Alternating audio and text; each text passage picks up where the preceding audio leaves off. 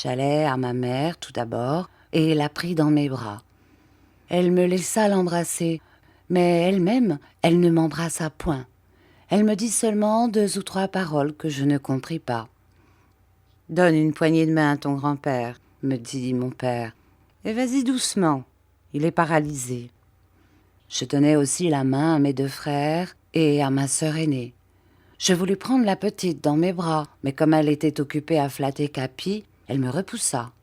« Et celui-là » demanda mon père en désignant Mathia. « Quel est-il » J'expliquai quel lien m'attachait à Mathia, et je le fis en m'efforçant de mettre dans mes paroles un peu de l'amitié que j'éprouvais, et aussi en tâchant d'expliquer la reconnaissance que je lui devais. « Mais tu dois être curieux de savoir comment nous ne t'avons pas cherché pendant 13 ans, et comment tout à coup nous avons eu l'idée d'aller trouver Barberin. »« Ah oui, très curieux, je vous assure, bien curieux. »« Alors viens là, auprès du feu. Je vais te conter cela. » En entrant, j'avais déposé ma harpe contre la muraille. Je débouclai mon sac et pris la place qui m'était indiquée. « Tu es notre fils aîné, » me dit mon père, « et tu es né 1 an après mon mariage avec ta mère. Quand j'épousais ta mère, il y avait une jeune fille qui croyait que je la prendrais pour femme, et à qui ce mariage inspira une haine féroce contre celle qu'elle considérait comme sa rivale. Ce fut pour se venger que, le jour juste où tu atteignais tes 6 mois, elle te vola et t'emporta en France, à Paris, où elle t'abandonna dans la rue. Nous fîmes toutes les recherches possibles, mais cependant sans aller jusqu'à Paris, car nous ne pouvions pas supposer qu'on t'avait porté si loin. Nous ne te retrouvâmes point et nous te croyions mort et perdu à jamais, lorsqu'il y a 3 mois, cette femme, atteinte d'une maladie mortelle, révéla avant de mourir la vérité. Je partis aussitôt pour la France et j'allai chez le commissaire de police du quartier dans lequel tu avais été abandonné. Là, on m'apprit que tu avais été adopté par un maçon de la Creuse, celui-là même qui t'avait trouvé. Et aussitôt, je me rendis à Chavanon. Barberin me dit qu'il t'avait loué à Vitalis, un musicien ambulant, et que tu parcourais la France avec celui-ci. Comme je ne pouvais pas rester en France et me mettre à la poursuite de Vitalis, je chargeai Barberin de ce soin et lui donnai de l'argent pour venir à Paris. En même temps, je lui recommandai d'avertir les gens de loi qui s'occupent de mes affaires, messieurs Grèce et Gallet, quand ils t'auraient retrouvé. Si je ne lui donnai point mon adresse ici, c'est que nous habitons Londres que dans l'hiver. Pendant la belle saison, nous parcourons l'Angleterre et l'Écosse pour notre commerce de marchands ambulants, avec nos voitures et notre famille. Voilà, mon garçon, comment tu as été retrouvé, et comment, après 13 ans, tu reprends ici ta place dans la famille.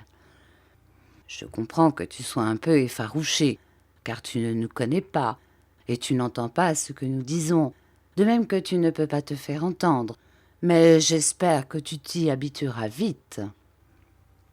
Oui, sans doute je m'habituerai vite. N'était-ce pas naturel puisque j'étais dans ma famille, et que ceux avec qui j'allais vivre étaient mes pères et mères, mes frères et sœurs. Les Bollange m'avaient dit vrai. Pour mère Barberin, pour Lise, pour le père Aquin, pour ceux qui m'avaient secouru, c'était un malheur. Je ne pourrais pas faire pour eux ce que j'avais rêvé, car des marchands ambulants, alors surtout qu'ils demeurent dans un hangar, ne doivent pas être bien riches. Mais pour moi, qu'importait après tout? J'avais une famille, et c'était un rêve d'enfant de s'imaginer que la fortune serait ma mère. Tendresse vaut mieux que richesse. Ce n'était point d'argent que j'avais besoin, c'était d'affection. Pendant que j'écoutais le récit de mon père, n'ayant des yeux et des oreilles que pour lui, on avait dressé le couvert sur la table, des assiettes à fleurs bleues, et dans un plat en métal un gros morceau de bœuf cuit au four avec des pommes de terre autour. « Avez-vous faim, les garçons ?» nous demanda mon père en s'adressant à Mathia et à moi. Pour toute réponse, Mathia montra ses dents blanches. « Eh bien, mettons-nous à table, » dit mon père. Mais avant de s'asseoir, il poussa le fauteuil de mon grand-père jusqu'à la table.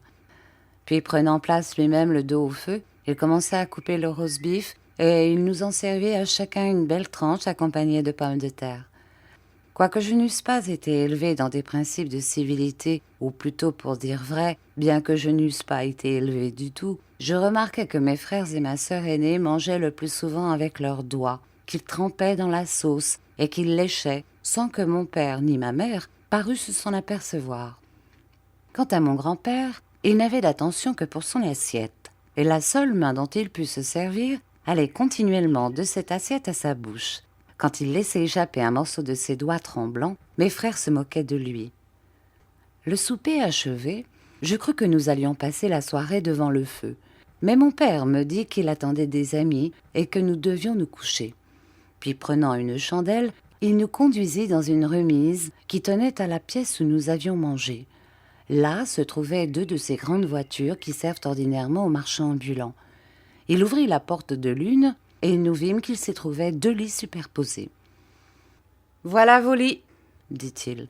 Dormez bien. » Telle fut ma réception dans ma famille, la famille Driscoll.